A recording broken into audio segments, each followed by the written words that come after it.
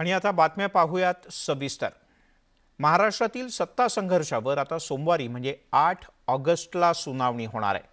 सगळ्यांच्या लिखित युक्तिवादाचा आढावा घेऊन पुढचा निर्णय घेऊ असं आज सर्वोच्च न्यायालयाने म्हटलं। तसंच याचिका मोठ्या खंडपीठाकडे सोपवण्याबद्दलचा निर्णय सुद्धा सोमवारीच घेतला जाईल असं नमूद करण्यात आलंय। दोन्ही बाजूंचं म्हणणं ऐकून घेतल्यानंतर मांडल्यानंतर दिलेली मुदत वाढवून द्या, खरा शिवसेना पक्ष म्हणून मान्यता आणि धनुष्यबाण चिन्ह मिळवण्यासाठी एकनाथ शिंदे कॅम्पनं दाखल केलेल्या अर्जावर निर्णय घेऊ नये अशा प्रकारच्या सूचना सर्वोच्च न्यायालयानं निवडणूक आयोगाला सुद्धा केल्या आहेत। निवडणूक आयोगानं शिंदे गट आणि शिवसेनेला 8 ऑगस्टपर्यंत आपलं म्हणणं लेखी स्वरूपात मांडण्यासाठी सांगितलं होतं, परंतु आता न्यायालयाचा निर्णय लागत नाही तोपर्यंत पक्षाच्या चिन्हाबद्दलचा सुद्धा निर्णय होणार नाही असं सर्वोच्च न्यायालयानं म्हटलंय।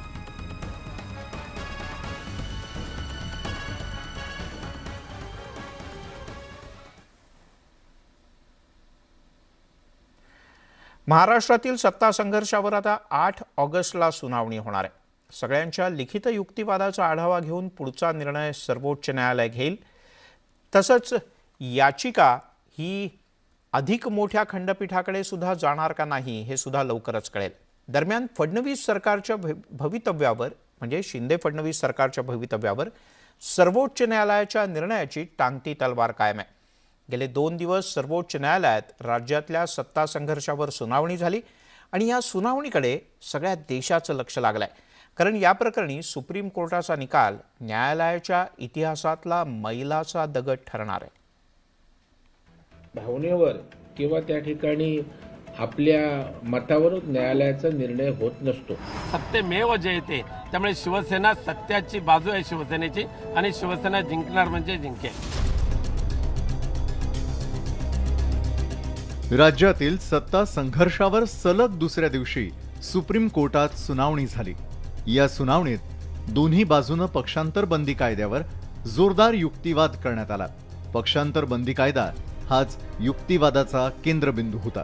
शिंदे गटातील 16 आमदारांना पक्षांतर बंदी कायदा लागू होत नसल्याचा दावा शिंदे गटाचे वकील हरीश साळवेंनी केला। शिंदे गटानं पक्षांतर केलं नसून त्यांचा केवळ तो पक्षांतर्गत असंतोष असल्याचा दावा शिंदे गटाच्या वकिलांनी केलाय। तसंच पक्षांतर बंदी कायदा हा पक्षांतर्गत विरोधी कायदा असू शकत नाही असाही युक्तिवाद हरीश साळवेंनी केलाय। अध्यक्षांची त्या ठिकाणची कार्यकक्षा काय या सगळ्या गोष्टींचा विचार करत त्या ठिकाणी न्यायव्यवस्था निर्णय करत असते। आम्हाला वाटलं म्हणून भावनेवर किंवा त्या ठिकाणी आपल्या मतावर न्यायालयाचा निर्णय होत नसतो। एकीकडे आपण बंडखोरी केली नसल्याचा दावा शिंदे गटाकडून सुप्रीम कोर्टासमोर केला जातोय, तर दुसरीकडे शिंदे गटातील 16 आमदार अपात्र असल्याचा युक्तिवाद शिवसेनेकडून करण्यात आला। त्यावर 40 आमदारांना 15 आमदारांचा गट अपात्र ठरवू शकत नाही अशी भूमिका शिंदेंच्या वकिलांनी कोर्टासमोर मांडली। तर राज्य घटनेतील 10व्या सूचीनुसार शिंदे गटातील आमदार अन्य पक्षात विलीन न झाल्यानं त्यांना अपात्र ठरवावा असा युक्तिवाद शिवसेनेच्या वकिलांनी केला। आमच्या वकिलांनी जी बाजू मांडली ती मात्र 100% योग्य भूमिका मांडली, म्हणून कालपासून त्यांच्या वकिलाची त्रेधा तिरपीट उडते असं दिसून येते। पण न्यायदेवता योग्य तो न्याय देईल आणि कोणत्याही परिस्थितीमध्ये सत्यमेव जयते, त्यामुळे शिवसेना सत्याची बाजू आहे शिवसेनेची आणि शिवसेना जिंकणार म्हणजे जिंकेल। राज्यातील सत्ता संघर्षाची व्याप्ती पाहता हे प्रकरण घटनापीठाकडे सोपवायचं की नाही यावरही सुप्रीम कोर्टात बरंच खल झालं। शिवसेनेच्या वकिलांनी घटनापीठाकडे प्रकरण सोपवण्यास विरोध केला।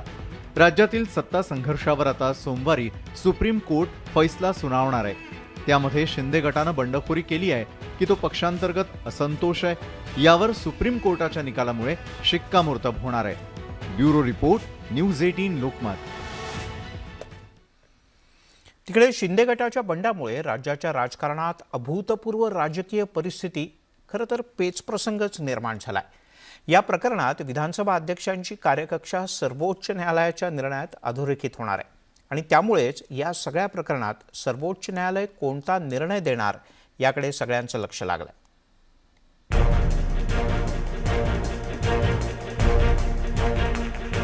राज्यातल्या सत्ता संघर्षावर सुप्रीम कोर्ट निकाल देणार असलं तरी या प्रकरणामुळे विधानसभा अध्यक्षांची कार्यकक्षा आणि अधिकारांची व्याख्या आणखी स्पष्ट होणार आहे. शिवसेनेतील आमदारांच्या बंडानंतर शिवसेनेनं शिंदे गटातल्या 16 आमदारांना अपात्रतेसंदर्भात नोटीस बजावली. त्या विरोधात शिंदे गटातील आमदारांनी थेट सुप्रीम कोर्टात धाव घेतली. त्यानंतर सुप्रीम कोर्टानं तत्कालीन विधानसभा उपाध्यक्ष नरहरी झिरवळ यांच्या नोटीसीला स्थगिती दिली. त्यानंतर राज्यातल्या शिंदे सरकारच्या स्थापनेचा मार्ग मोकळा झाला. खरं तर बुधवारी सुप्रीम कोर्टात झालेल्या आमदारांच्या अपात्रतेच्या वादावर विधानसभा अध्यक्षांनी निर्णय घेतला पाहिजे अशी भूमिका शिंदे गटाच्या वकिलांनी घेतली. त्यावरून सरन्यायाधीशांनी आश्चर्य व्यक्त केलं. गुरुवारी झालेल्या सुनावणीत सरन्यायाधीशांनी पक्षाकडून काढल्या जाणाऱ्या व्हीपविषयी सवाल उपस्थित केला. तसंच आपण राजकीय पक्षाकडे पूर्णपणे दुर्लक्ष केल्यास ते लोकशाहीसाठी घातक असल्याचं महत्त्वाचं निरीक्षण नोंदवलं. आपण पक्षांतर केलं नसल्याचा दावा शिंदे गटाकडून केला जातोय आणि त्यामुळेच तत्कालीन विधानसभा उपाध्यक्षांनी अपात्रतेची दिलेली नोटीस अयोग्य असल्याचं शिंदे गटाकडून सुप्रीम कोर्टात सांगण्यात येत आहे. कोर्टात दोन्ही बाजूनं करण्यात आलेला हा युक्तिवाद पाहता विधानसभा अध्यक्षांची कार्यकक्षा कोर्टाकडून अधोरेखित केली जाण्याची शक्यता नाकारता येत नाही. Bureau report, news 18 Lokmat. त्यामुळे वेगवेगळे अधिकार कक्षा आणि म्हणूनच हा निर्णय अत्यंत महत्त्वाचा असणार आहे आणि दूरगामी असणार आहे. पुढची बातमी राज्यातल्या रखडलेल्या मंत्रिमंडळ विस्ताराची. कारण शिवसेनेमध्ये बंडखोरी करून शिंदे गटानं भाजपसोबत सरकार स्थापन केलं खरं, पण आता महिना उलटला तरी मंत्रिमंडळाचा विस्तारच झालेला नाही. सर्वोच्च न्यायालयानं पुढची सुनावणी 8 ऑगस्टला ठेवले. त्यामुळे विस्तार त्यापूर्वी होणार का नंतर हे पाहणं सुद्धा महत्त्वाचं आहे. दरम्यान शिंदे गटाचे प्रवक्ते दीपक केसरकर दररोज मंत्रिमंडळ विस्ताराची नवनवीन तारीख देत आहेत. गुरुवारी केसरकरांनी रविवारपर्यंत विस्तार नक्कीच होईल असं म्हटलं होतं, पण आता त्या वक्तव्यावरून सुद्धा त्यांनी घुमजाव केलाय.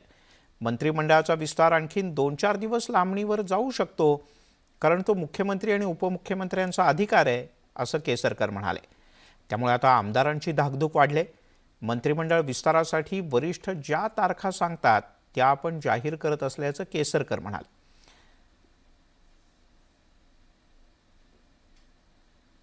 कालच मी जाहीर केलेलं आहे की येत्या रविवारपर्यंत केंद्रीय आपल्या मंत्रिमंडळाचा विस्तार होईल आणि कधी तो होईल हे सांगणं हे मुख्यमंत्र्यांचं प्रिओगेटिव्ह असतो, त्यांचा तो अधिकार आहे. त्याच्यामुळे मुख्यमंत्री उपमुख्यमंत्री आपापसामध्ये चर्चा करतील आणि नेमकी जी तारीख आपल्याला कळेल. पण कुठल्याही बाबतीत याच्यामध्ये 4 दिवसापेक्षा अधिक वेळ होणार नाही याची खात्री आम्ही दिलेली आहे. मंत्रिमंडळाचा विस्तार होईल, मी ती बातमी जशीच्या तशी आपल्याला सांगितलेली होती आणि त्याच्यानंतर 4 दिवसानंतर आपल्याला माहिती आहे की रविवार येत होता. आता काही कारणामुळे त्यांना एखाद दुसरा दिवस वाढवायला लागला, तर त्याच्यामध्ये चुकीचं काही नाही, तो त्यांचा अधिकार आहे. आणि त्याच्यामुळे मुख्यमंत्री महोदय ज्याला राज्यपाल महोदयांना कळवतील की आज विस्तार करायचा आहे, त्याला तो विस्तार होईल आणि तो लवकरच होईल. याच्यामध्ये कुठल्याही मनात शंका बाळगू नका.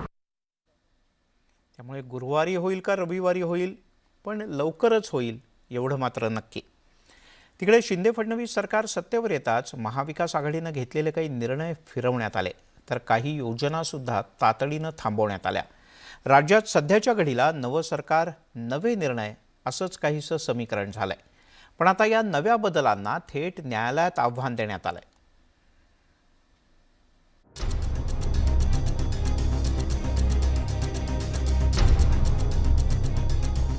शिंदे फडणवीस सरकारनं सत्तेत येताच आधीच्या सरकारच्या निर्णयांना थेट लगाम लावला किंवा निर्णय बदलण्याचाच धडाका लावला.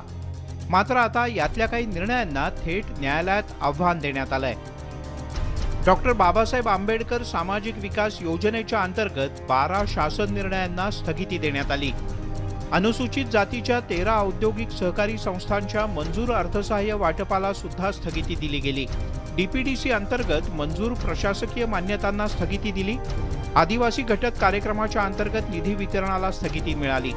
प्रादेशिक पर्यटन विकासाच्या 381 कोटींच्या 2 मंजूर कामांना स्थगिती देण्यात आली. जिल्हा वार्षिक योजना प्रशासकीय योजनांना स्थगिती दिली. एवढंच नाही तर ट्रायबल विभागाच्या जिल्हास्तरीय सप्लाय योजनांना सुद्धा स्थगिती देण्यात आली आहे. सरकार बदलल्यानंतर 29 समित्यांवरील 197 अध्यक्ष आणि अशासकीय नियुक्त्या रद्द करण्याचे आदेश बेकायदेशीर असल्याचाही दावा केला गेलाय. या सगळ्या आदेशांच्या विरोधात थेट मुंबई उच्च न्यायालयाचा दरवाजा ठोठावण्यात आलाय. यावर कोर्टानं सरकारला 17 तारखेपर्यंत उत्तर द्यायला सांगितलंय. कोर्टाने काल जी प्रतिक्रिया दिली की तुम्ही हे करत असताना कुठलंही कारण देत नाहीत. एकदा ज्या कामाला मंजुरी दिलेली होती किंवा ज्या समित्यावर लोकांची चेअरमन म्हणून किंवा सदस्य म्हणून नेमणूक करण्यात आली होती, आता तुम्ही त्यांनाही स्थगिती द्यायला सांगतायत. आणि भलं तुम्हाला अधिकार असेल, किमान तुम्ही कारण तरी द्यायला हवं होतं. आणि ह्याच्यात कुठलंही कारण दिलेलं नाही आहे. आणि आता 17 ऑगस्टला पुढील सुनावणी होईल याचिकेवर. 5 माजी सनदी अधिकाऱ्यांनी सरकारला कोर्टात आव्हान दिलंय. महाविकास आघाडी सरकारनं सुद्धा फडणवीस सरकारचे अनेक निर्णय बदलले होते. पंतप्रधान नरेंद्र मोदी यांचा ड्रीम प्रोजेक्ट असलेल्या बुलेट ट्रेनला तत्कालीन महाविकास आघाडी सरकारनं ब्रेक लावला. कुठल्याही परिस्थितीत सरसकट स्थगिती न करता त्या ठिकाणी अनावश्यक आपल्या लोकांना फेवर करण्यासाठी जनतेच्या पैशाचा अपव्यय होतोय का, या सगळ्या गोष्टीचा सारासार विचार करत स्थगिती झालेली आहे. आणि त्याच्यामुळे सुयोग्य असं उत्तर कोर्टामध्ये हे सरकार निश्चित देईल. सरकार बदललं की निर्णय बदलतात, बदल्या होतात. पण या सगळ्यात लोकोपयोगी योजना थांबू नयेत याची सुद्धा काळजी सत्ताधाऱ्यांनी आणि राजकारण्यांनी घेणं गरजेचं आहे. तुषार उपनवरसह प्रशांत बाग, न्यूज 18 लोकमत, मुंबई. शिवसेनेचे बंडखोर नेते आणि राज्याचे मुख्यमंत्री एकनाथ शिंदे यांची प्रकृती बरी नसल्यानं त्यांनी आजचे सर्व प्रशासकीय कार्यक्रम, बैठका सगळं रद्द केलं. तर डॉक्टरांनी सुद्धा मुख्यमंत्र्यांना विश्रांतीचा सल्ला दिला. दुसरीकडे सर्वोच्च न्यायालयाच्या सुनावणीनंतर उपमुख्यमंत्री देवेंद्र फडणवीस हे तातडीनं दिल्लीला रवाना झाले. ते संध्याकाळी उशिरा दिल्लीत दाखल झाले. शिंदे फडणवीस सरकारच्या मंत्रिमंडळाचा विस्तार सातत्यानं लांबणीवर पडत असल्यानं विरोधकांच्याकडून टीका होतीये. तसंच आमदारांमध्ये सुद्धा अस्वस्थता असल्याचं बोललं जात आहे. या सगळ्याच्या पार्श्वभूमीवर फडणवीस पुन्हा दिल्लीला गेलेत. या दौऱ्यात ते पक्षश्रेष्ठींसोबत चर्चा करतील आणि या अडचणीतून कदाचित मार्ग निघेल अशी अपेक्षा शिंदे गटाच्या आणि भाजपच्या आमदारांना आहे.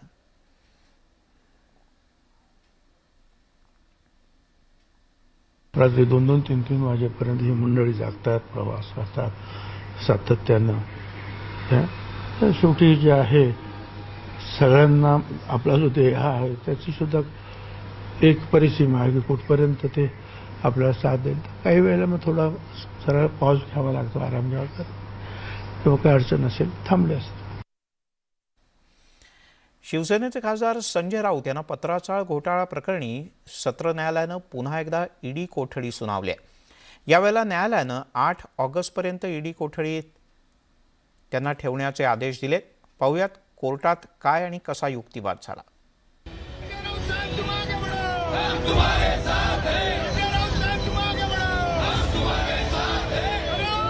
पत्राचाळ गैरव्यवहारातून संजय राऊत आणि त्यांच्या कुटुंबाला 1,06 लाख रुपये मिळाल्याचा थेट आरोप ईडीनं केला. त्याबाबत माहिती घेण्यासाठी ईडीनं या प्रकरणी मंगळवारी 2 ठिकाणी शोध मोहीम राबवली.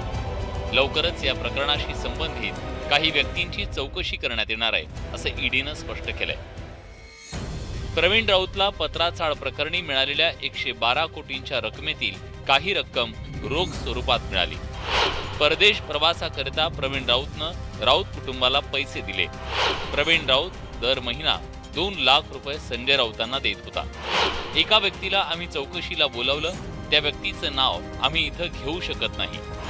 त्या व्यक्तीची आणि राऊतांची समोरासमोर बसून चौकशी करायची आहे. राऊत ज्या आर्थिक व्यवहारांबाबत नकार देत होते त्याची कागदपत्र त्यांच्या घरात झडती दरम्यान सापडली आहेत. राऊत यांच्या पत्नीच्या खात्यातून काही व्यक्तींना मोठी रक्कम पाठवली गेली. वर्षा राऊतांच्या खात्यात 1,08 लाख रुपये जमा करण्यात आले. तर राऊतांच्या वकिलांनी ही कारवाई राजकीय प्रेरित असल्याचं म्हटलंय. तसंच संजय राऊतांवर जबाब देण्यासाठी दबाव टाकला जात असल्याचा आरोप त्यांनी केलाय. संजय राऊतांचे बंधू आमदार सुनील राऊत यांनी ईडीला संजय राऊतांच्या घरात त्या 11 लाखांच्या रोकड शिवाय काही सापडलं नसल्याचं स्पष्ट केलंय. ह्याच्यामध्ये कुठलाही कॅश व्यवहार झालेला नाही. जे काय डॉक्युमेंट बनवले ते रेडी रेकनरच्या प्रमाणे बनवलेले आहेत. जर रेडी रेकनरपेक्षा जर आम्ही बनवले असतील तर त्याच्यामध्ये कुठल्या प्रकारचा भ्रष्टाचार आला, कुठल्याही प्रकारची चोरी आम्ही केली, परंतु हे सर्व कन्फ्यूज करतायत, निर्माण करतायत, परंतु याच्यामध्ये कुठल्याही प्रकारचा भ्रष्टाचार आणि कुठल्याही प्रकारची चोरी आम्ही केलेली नाही. सध्याच्या घडीला संजय राऊतांच्या ईडी कोठडीत 8 ऑगस्टपर्यंत वाढ करण्यात आली आहे. त्यानंतर त्यांना जामीन मिळतो की आणखी ईडी कोठडी वाढवून मिळते हे कळेलच. अजित मांढरेसह ब्युरो रिपोर्ट, न्यूज 18 लोकमत. पण हे सगळं प्रकरण इथेच थांबत नाहीये, तर याचा पुढचा आणि मोठा अंक उद्याला असणार आहे. कारण संजय राऊत यांना पत्राचाळ प्रकरणात ईडीनं ताब्यात घेतलं, त्यांच्या कोठडीत आता वाढ झाली. आता ईडीनं त्यांच्या पत्नी वर्षा राऊत यांना नोटीस बजावली आणि उद्याला सकाळी 11 वाजता वर्षा राऊत ईडीच्या कार्यालयात चौकशीसाठी हजर राहणार आहेत. संजय राऊत यांच्या पत्नी वर्षा राऊत यांच्या खात्यातून झालेल्या व्यवहारांच्या संदर्भात राऊत माहिती देत नसल्याचं ईडीच्या अधिकाऱ्यांचं म्हणणं आहे आणि त्यामुळेच वर्षा राऊत यांना चौकशीसाठी बोलावण्यात आलंय. संजय राऊतांना एकाच दिवशी 2 धक्के. आधी ईडी कोठडीत वाढ, मग पत्नीला समन्स. वर्षा राऊतांना ईडीचं समन्स. शुक्रवारी हजर राहण्याचे आदेश. पत्राचाळ गैरव्यवहार प्रकरणी समन्स. राऊतांचा पाय आणखी खोलात.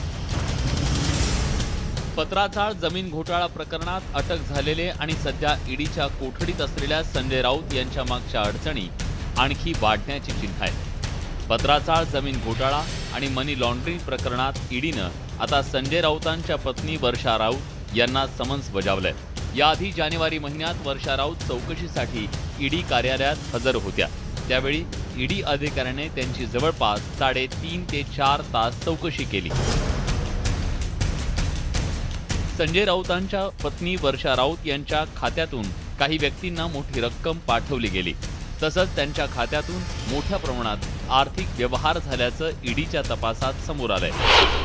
HDIL ग्रुपकडून प्रवीण राऊतांच्या खात्यात कोट्यवधी रुपये जमा झाले. 112 कोटी रुपये प्रवीण राऊतांच्या खात्यात आले.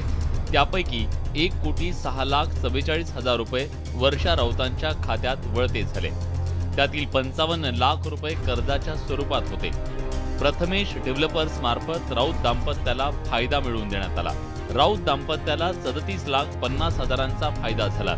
या रकमेतून 8 करारांद्वारे 10 भूखंड अलिबागमध्ये खरेदी करण्यात आले.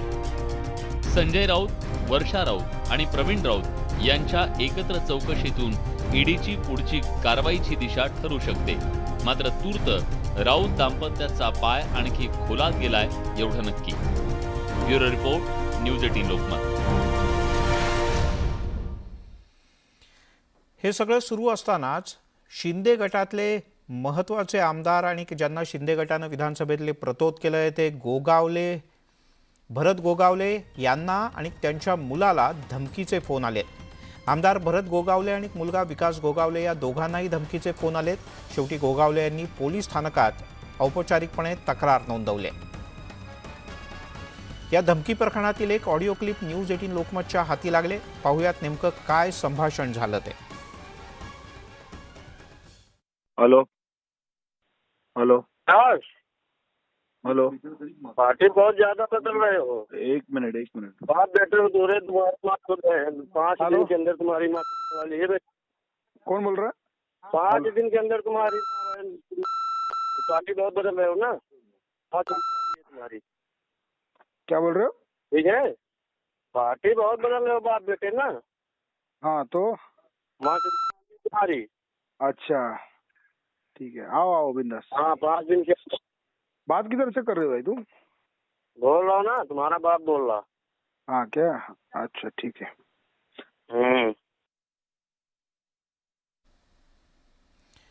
तिकडे विकास गोगावले यांच्याशी आम्ही दूरध्वनीवरून काही वेळापूर्वी बातचीत केली. त्यांनी काय म्हटलंय पाहूयात. तर बोलो ठीक आहे, बोलो काय हरकत नाही. पक्ष तर आम्ही आमचं पक्षाचं काम करत राहणार, शिंदे साहेबांचं काम करत राहणार. या असल्या धमक्यांना आम्ही भीक घालत नाही. कारण की स्वतः मी आणि माझ्या वडिलांचं आमचं बोलणं झालं त्यावेळी आम्ही हा निर्णय घेतला की पोलीस स्टेशनला तक्रार दाखल. संशय तर असा सांगू शकत नाही, परंतु त्याला आम्ही सांगितलं जर हिंमत असेल तर आमच्या समोर येऊन धमक्या द्या, फोनवरती कोणी धमक्या देऊ नका, कारण की अंगावर आल्यानंतर शिंगावर घ्यायची ताकद ही आमच्यामध्ये आहे. जे बाळासाहेबांनी दिलेली शिकवण आहे आणि शिंदे साहेबांचं मार्गदर्शन आहे, त्याप्रमाणे आम्ही त्यांना उत्तर दिलेलं आहे. पोलिसांना तर आम्ही तो क्रमांक दिलेला आहे आणि स्वतः पोलीस या ठिकाणी तपास करतायत. शिवसेनेच्या नेत्यांनी पोलीस महासंचालक रजनीश शेठ यांची आज भेट घेतली. शिंदे गटात गेलेले उदय सामंत यांच्या ताफ्यावर पुण्यात हल्ला झाला होता. या प्रकरणी शिवसैनिकांवर खोटे आरोप करत कारवाई होत असल्याचा दावा या शिवसेनेच्या नेत्यांनी केला.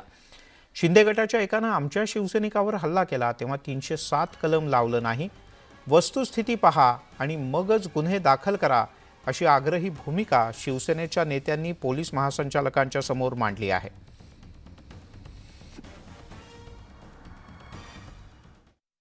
बारा वाजता आमच्या लोकांना सगळ्यांना हजर करण्यामध्ये आलं. आमचे वकील त्या ठिकाणी होते, त्यांनी लगेचच दाखल झाले, ही गोष्ट वेगळी. पण या सगळ्या गंभीर घटनेमध्ये पुणे शहर पोलिसांवरती प्रचंड असा दबाव काही हितसंबंधी लोकांचा आहे. उदय सामंत स्वतः बोललेले आहेत की भाडोत्री लोक होते. मग ते भाडोत्री लोक कोण, त्यांच्याकडच्या बद्दलच्या फुटेजचं काय झालं हे न पाहता शिवसैनिकांना आत डांबण्यासाठी जी काय घाई करण्यामध्ये आली ती अतिशय संशयास्पद आहे आणि त्याच्या संदर्भात 307च्या संदर्भात पुनर्विचार करावा असं देखील आम्ही निदर्शनाला आणलं. 11:30 वाजता सगळ्या आरोपींना हजर केलं की जेणेकरून आमच्या त्या पकडलेल्या निरपराध लोकांना वकील मिळू नये, न्यायालयामध्ये बाजू मांडता येऊ नये. हा जो काय कपट कारस्थान पोलिसांच्या माध्यमातून हे जम्बो मंत्रिमंडळ करते त्याची दखल आयजीने घ्यावी आणि आयजीने कायदा आणि सुव्यवस्थेचं नियमाप्रमाणे पालन करावं. तुम्ही कायद्याचे रखवालदार आहात, ह्या राज्यकर्त्यांचे आज्ञाधारक नाही, अशा पद्धतीची विनंती आम्ही महासंचालकाने केलेली आहे. आणि भविष्यामध्ये सरसकट 307चा वापर करायचा असेल तर बाकीची सगळी IPC कलमं रद्द करा आणि 307चा वापर चालू करा, अशा पद्धतीची भूमिका आम्ही आमची मांडलेली आहे. काल परवाकडे सुद्धा जाऊन 200-400 लोक घुसून तिथे त्या महिलांवर सुद्धा हात उगारला जातो आणि उलट ज्यांना मारहाण केली, मार लागला त्यांच्यावरच पोलीस कारवाई करतायत.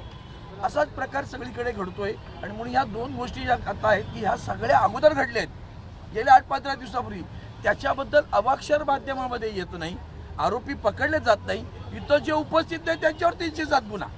म्हणजे हे जी काही कायद्याचं उल्लंघन सातत्यानं सरकारकडनं होतंय. कायदा सगळ्यांना सारखा, ते कोणी आता मंत्री नाहीत, आमदार नाहीत, तेही निव्वळ आमदार आहेत.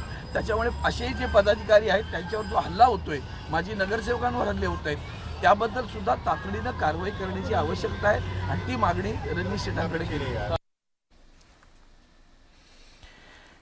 राजकारण तर होतच असतं, पण महाराष्ट्रातल्या अनेक भागातल्या जनतेला आजही प्रतीक्षा आहे ती पावसाची. कदाचित IMDनं म्हणूनच इशारा दिलाय, ते येत्या 48 तासात राज्यात मान्सून पुन्हा एकदा सक्रिय होतोय. 5 ते 11 ऑगस्ट या काळात राज्यात सर्वदूर जोरदार पावसाची शक्यता आहे. कोकण, गोवा आणि घाटमाथ्यावर अतिवृष्टीचा इशारा देण्यात आलाय. मुंबईत सुद्धा 7 आणि 8 ऑगस्टला मुसळधार पावसाची शक्यता वर्तवण्यात आली. अरबी समुद्रात पुन्हा एकदा कमी दाबाचं क्षेत्र तयार झाल्यानं राज्यात मान्सूनचं पुनरागमन होणार. बंगालच्या उपसागरात येत्या 48 तासात नवं दाब क्षेत्र तयार होत असल्यानं विदर्भ आणि मराठवाड्यात सुद्धा जोरदार पावसाची शक्यता आहे. कोंकण गोवा अगला 5 दिन वाइड स्प्रेड बारिश संभावना रहेगा, यानी कि 76% या उससे ज़्यादा एरिया बादल बारिश संभावना रहेगा. साथ में चेतावनी रहेगा. चेतावनी अभी जो इनिशियल पीरियड में आज से दिया जा रहा है, दैट इज मुसळधार पावसाची शक्यता तुरळक ठिकाणी and especially confined to Goa and adjacent Ratnagiri Sindhudurg जिल्हा. राज्यातल्या वेगवेगळ्या महत्त्वाच्या शहरांमध्ये सध्या पेट्रोल पाठोपाठ डिझेलचे, गॅसचे, एवढंच नाही तर आता CNGचे दरसुद्धा वाढत आहेत. यामध्ये CNGसाठी सर्वाधिक पैसे नागपूरकरांना मोजावे लागत आहेत. तर मुंबई आणि पुण्यात सुद्धा CNGच्या दरात मोठी वाढ झाली. पुणे शहरातील CNGच्या दरात 6 रुपयांची वाढ नोंदवण्यात आली. पुण्यात आता वाहन चालकांना 1 किलो CNGसाठी 91 रुपये मोजावे लागणार आहे. गेल्या 4 महिन्यात सीएनजीच्या दरात तब्बल 29 रुपयांनी वाढ झाली आहे. सीएनजीच्या दरामध्ये आतापर्यंत सगळ्यात मोठी म्हणजे 6 रुपयांची वाढ झाली आहे. गेल्या 4 महिन्यांमध्ये सीएनजीमध्ये तब्बल 28 रुपयांची वाढ झाल्यामुळे पुण्यात आता सीएनजी 91 रुपयाला मिळतोय. याचाच अर्थ डिझेल हे 92 रुपये 41 पैसे विकले जाते, तर पेट्रोल 105 रुपयानं विकलं जाते. त्याच वेळेला सीएनजी मात्र 91 रुपयांवरती येऊन पोहोचलेला आहे. त्यामुळे सीएनजी चालक जे आहेत, सीएनजी वाहनं वापरणारे नागरिक जे आहेत, जे प्रदूषण आणि इतर सगळ्या गोष्टींपासून सुटका मिळावी किंवा प्रदूषण कमी व्हावं म्हणून, दर कमी व्हावेत म्हणून सीएनजी वापरत होते किंवा सीएनजी गाड्या घेतल्या होत्या, त्यांच्याकडून आता मोठी नाराजी व्यक्त केली जाते. आपण इथं सीएनजीचे प्रति किलो दर जे आहेत ते 91 रुपये बघतोय आणि सीएनजीचा वापर व्यावसायिक कारणासाठी करणारे रिक्षा चालक असतील किंवा स्कूल बसेसवाले असतील, या सगळ्यांमध्ये मोठी नाराजी जी आहे ती पाहायला मिळते. इथं रिक्षा चालक अनेक आले, त्यांना आपण विचारूया. याचं कारण 42 रुपयांपासून सीएनजी आता 91 रुपयांपर्यंत येऊन पोहोचलाय. तुमची काय प्रतिक्रिया आहे? 6 रुपयांनी सीएनजी वाढलं, काय करणार आता, धंदाच तसा नाही आणि काय वाढलेत पैसे.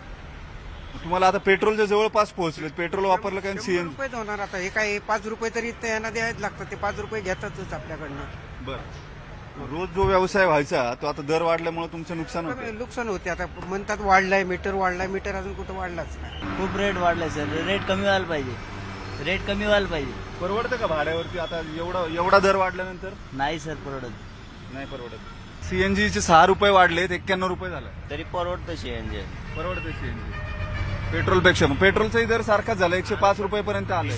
डिझेल पेक्षा तर परवडतं का? डिझेल 92 रुपये झाले. हो, तरी पण परवडतं सीएनजी, जरा अवरेज वगैरे देते गाडी. पेट्रोल पंप गावात नाहीत, आउटसाईडला कुठे गेलं तर 100च्या वरती सीएनजी गेलेला आहे आणि तो पण भेटत नाहीये. प्रेशर कमी आहे आणि खूप प्रॉब्लेम होतो. 1-1 तास लाईनला उभं राहावं लागतं, 2-2 तास तरी. एकीकडे पेट्रोल डिझेल वापरणाऱ्या चालकांना दिलासा दिलाय सरकारनं, सीएनजी मध्ये मात्र कुठलीही दर कपात जी आहे ती करण्यात आलेली नाही. त्याच्यामुळे ग्राहक जे आहेत ते नाराज दिसत आहेत. व्हिडिओ जर्नलिस्ट गणेश कदमसह वैभव सोनवणे, न्यूज 18 लोकमत, पुणे. कोणतेही वाहन चालवताना मोबाईलवर बोलणं हे बेकायदेशीरच आहे. त्यामुळे आपण स्वतःचा सोबत इतरांचा सुद्धा जीव धोक्यात घालतो. आधी या नियमाला जुजबी दंड होता, पण आता तो दंड जबरदस्त लावण्यात येतोय. इतका की औरंगाबादमध्ये तर त्याला जिजिया करच म्हणू लागलेत.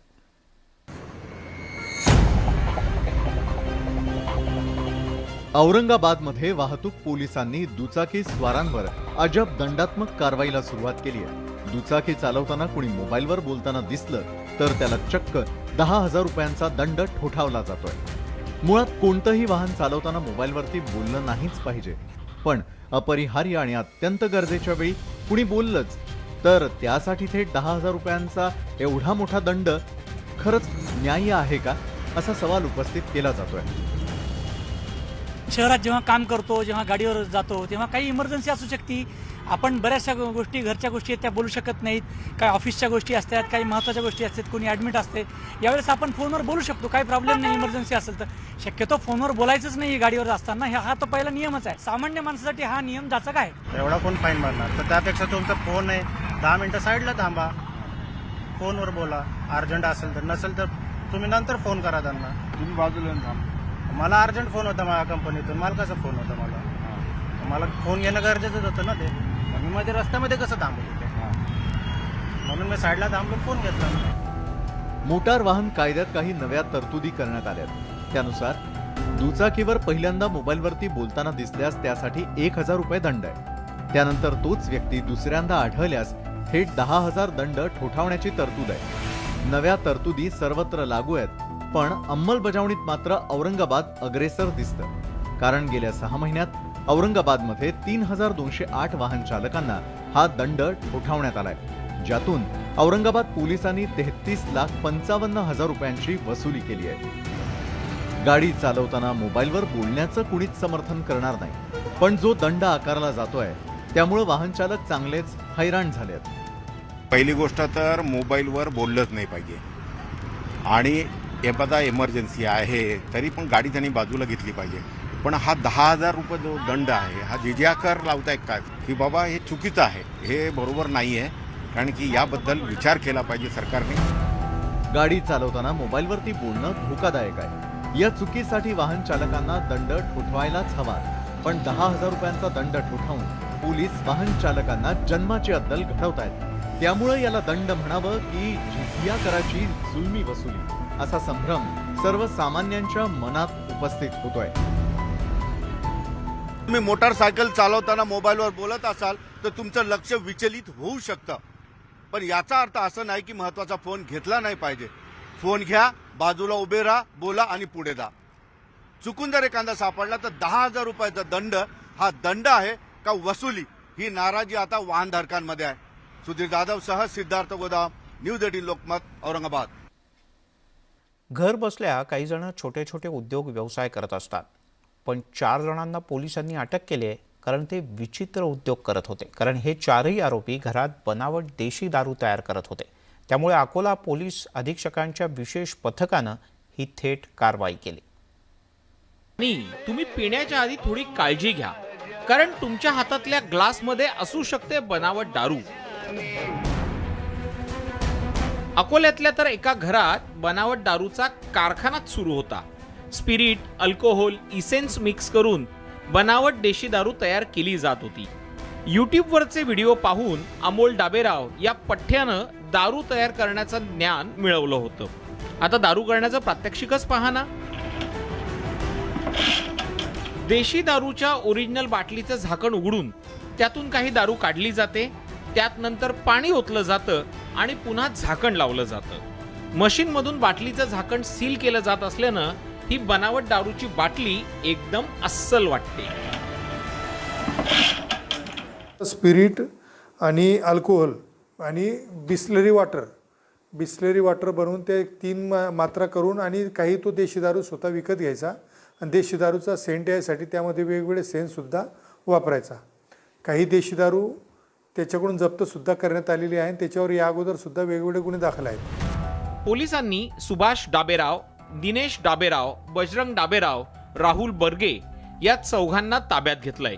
या 4घांबरोबरच बनावट दारू विक्रीसाठी सहाय्य करणाऱ्या आंध्र प्रदेशातल्या आणि सध्या अकोल्यात वास्तव्याला असलेल्या श्रीनिवास गारी याला सुद्धा ताब्यात घेतलंय। दिव्यांग आरोपी असलेल्या अमोल डाबेरावनं पोलिसांना बनावट दारूच तयार करून दाखवली। आरोपी दिव्यांग जरी असला तरीही तो मेडिकली फिट असल्याचं पोलिसांनी सांगितलंय। एका पायाने अपंग आहे, पण तो अपंग जरी असला तरी त्याचा आम्ही मेडिकल केले असता तो मेडिकली म्हणजे हालचाली करण्यासाठी, दारू बनवण्यासाठी फिजिकली फिट आहे असं डॉक्टरांचं सर्टिफिकेट आहे। पोलिसांनी या ठिकाणाहून दारूच्या बाटल्या, झाकण लावायचं मशीन, अल्कोहोल आणि वेगवेगळ्या प्रकारचे केमिकल असा 1 लाख रुपयांचा माल जप्त केलाय। मद्यपींच्या जीवाशी सुरू असलेला खेळ अकोला पोलिसांनी हाणून पाडलाय। कुंदन जाधव, न्यूज 18 लोकमत, अकोला। यानंतर बातमी कामगारांच्या पिळवणुकीची आणि न्यूज 18 लोकमतच्या इम्पॅक्टची। लोटे परशुराम MIDCमध्ये पिळवणुकीचे कारखाने सुरू असल्याचं समोर आलंय। कारण MIDCतल्या कामगारांची अवस्था अत्यंत बिदारक असल्याची धक्कादायक माहिती समोर आली। इथल्या एका कंपनीमध्ये कामगारांची अत्यंत अमानवी पद्धतीने पिळवणूक सुरू होती, शिवाय त्यांच्या आरोग्याशी सुद्धा खेळ सुरू होता असं समोर आलंय। कंपनीतल्या केमिकल हाताळण्यानं कामगारांचं सर्वांग हे काळं निळं झालं होतं। काहींची दाढी निळी पडली, काहींचे डोळे निळे झाले, हातपाय आणि शरीर सुद्धा काळं निळं झालं। कामगारांच्याकडून धोकादायक पद्धतीनं काम करून घेतलं जातंच, पण त्यांना राहायला दिलेल्या खोल्या कसल्या ते तर कोंडवाडे असल्याचं समोर आलंय। कामगारांना अक्षरशः जनावरांसारखी वागणूक दिली जात असल्याचं समोर आलंय। एका खोलीत साधारण 25 ते 30 कामगार राहतात। ही सगळी धक्कादायक बाब न्यूज 18 लोकमतनं समोर आणली। या कामगारांचं जनावराचं जगणं आमच्या कॅमेऱ्यात कैद झालं। आम्ही ही बातमी दाखवली, त्याचा पाठपुरावा केला। संपूर्ण MIDCत एकच खळबळ उडाली। या कामगारांना न्याय मिळवून देण्यासाठी न्यूज 18 लोकमतनं पुढाकार घेतला आणि या बातमीनंतर कंपनीवर कारवाईचे आदेश आमदार उदय सामंत यांनी दिले आहेत। अतिशय डोक्यापासून ते पायापर्यंत अगदी निळी काळी झाली होती। म्हणजे ते केस असू दे किंवा त्यांची बोटं असू दे किंवा नखं असू दे, जेवणाची ताटं पण त्याची निळी काळी झालेली अशी दिसली, आमच्या निदर्शनात आली। ते अतिशय आम्ही असं म्हणतो की हे माणुसकीला काळीमा फासणारी लोक आहेत आम्हाला असं म्हणतोय जी कंपनी जी इथे लोक मला वाटतं परप्रांतातून या लोकांना इथे आणलेले आहे आणि एक बंदिस्त खोलीमध्ये म्हणजे मला वाटतं ती 10 बाय 10ची खोली आहे, त्याच्यामध्ये ना पंखा आहे ना लाईट आहे, अशा ठिकाणी त्या लोकांना अतिशय कोंबड्या जशा का त्या खोऱ्यामध्ये कोंबतात अशा प्रकारे लोकांना तिथे ठेवलेलं आहे. अत्यंत धक्कादायक असा हा सगळा प्रकार आहे. या सगळ्याबद्दल आम्ही स्वतः उदय सामंत यांच्याशी फोनवरून बातचीत केली आणि त्यांनी काय आदेश दिले आपण स्वतःच ऐकू. नक्की या सगळ्या चित्रीकरणातनं आरोग्याशी खेळ होतं हे नक्की निष्पन्न झालेलं आहे. मी स्वतः आता तातडीनं जिल्हाधिकाऱ्यांशी बोलतो, जिल्हाधिकाऱ्यांना याच्यामध्ये लक्ष घालायला सांगतो, पोल्युशन बोर्डाच्या लोकांशी देखील बोलतो आणि याच्यामध्ये त्रुटी जर कंपनीची राहिलेली असेल तर तात्काळ त्यांना कारवाई करण्याची देखील सूचना मी करतो. परंतु हा जो प्रकार आहे अतिशय भयानक आहे आणि कंपनी प्रशासनानं या संदर्भामध्ये प्रिकॉशन घ्यायला पाहिजे. त्या संदर्भात मी स्वतः आता पोल्युशन बोर्डाशी देखील बोलणार आहे. पोल्युशन बोर्डाच्या कायद्याप्रमाणे नक्की कारवाई होईल, कारण अशा पद्धतीनं कामगारांना वेठीस धरणं हे योग्य नाही. मी स्वतः पोल्युशन बोर्डाच्या लोकांशी आता बोलतो, जिल्हाधिकाऱ्यांशी बोलतो, पण त्याच्यावर कारवाई करण्याच्या स्पष्ट सूचना मी देखील देतो. पण कारवाई झाली पाहिजे या मताचा मी नक्की आहे. आणि आता एक बातमी अभिमानाची. चित्रीकरण आणि शेतीच्या फवारणीसाठी साधारणपणे ड्रोन वापरला जातो असं आपण ऐकलं असेल, कदाचित पाहिलंही असेल. पण आता चक्क माणसाला घेऊन उड्डाण करणारा ड्रोन तयार झाला आहे. पुण्याजवळच्या चाकणच्या MIDCत सागर डिफेन्स इंजिनिअरिंग कंपनीनं 4 वर्षांच्या मेहनतीतून हा अनोखा ड्रोन तयार केला आहे. नेमका हा ड्रोन कसा तयार झाला, चालतो कसा आणि या ड्रोनच्या माध्यमातून काय काय शक्य आहे जाणून घेऊयात एका खास रिपोर्टमधून.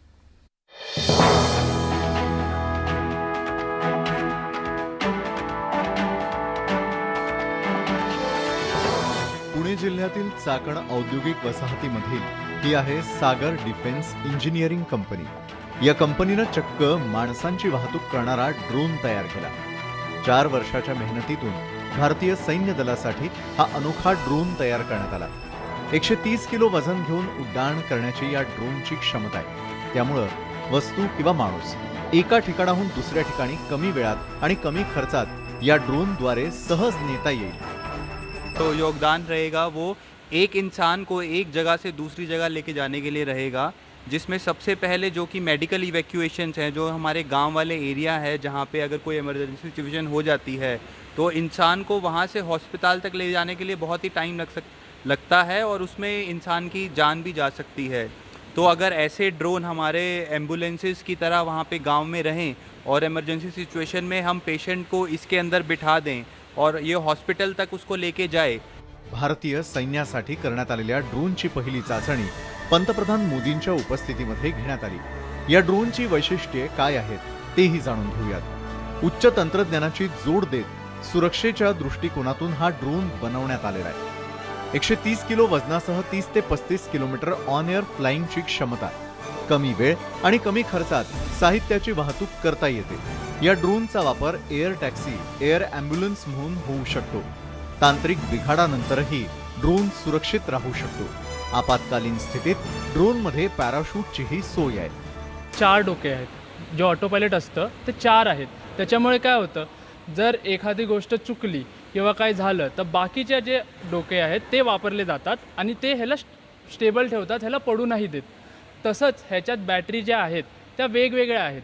ह्याच्यामुळे एखादी बॅटरी जरी खराब झाली तरी त्याच्यामुळे काही धोका होत नाही. जर हा हवेत उडत असेल आणि एखादी बॅटरी खराब झाली तरी दुसऱ्या बॅटऱ्या त्यांना सांभाळून घेतात आणि ह्याला पडू देत नाही. तंत्रज्ञानानं माणसाला विमानातून प्रवास करता येऊ लागला. आता तर दुचाकी काढून जसं एका ठिकाणाहून दुसऱ्या ठिकाणी जाता येतं तसंच काहीसं या ड्रोनद्वारे थेट हवेतून उडता येईल. पण तुर्तास तरी हे ड्रोन्स भारतीय सैन्य दलात दाखल होणार आहेत. रायचंद शिंदे, न्यूज 18 लोकमत, जुन्नर. ब्रेकनंतर आपल्या सगळ्यांचं पुन्हा एकदा स्वागत. आपण पाहताय दिवसभराच्या बातम्या. आता एक बातमी नाशिकमधली, थोडासा थरकाप उडवणारी आणि प्रशासनाच्या भोंगळ कारभाराचं दर्शन घडवणारी. नाशिकच्या देवपाडा गावातल्या विद्यार्थ्यांना दररोज जीव धोक्यात घालून याच पद्धतीने शाळेत जावं लागतं. विद्यार्थ्यांना दररोज दमन नदी ओलांडावी लागते. या नदीवर पूल नसल्यानं विद्यार्थ्यांना याच पद्धतीनं जीवघेणा प्रवास करावा लागतोय. विद्यार्थ्यांना खांद्यावर घेऊन नदी पार करावी लागते, ती त्यांच्या पालकांना, गावातल्या तरुणांना किंवा शिक्षकांना. दरम्यान या नदीवर पूल बांधावा अशी मागणी गावकऱ्यांची गेल्या अनेक वर्षांपासूनची आहे.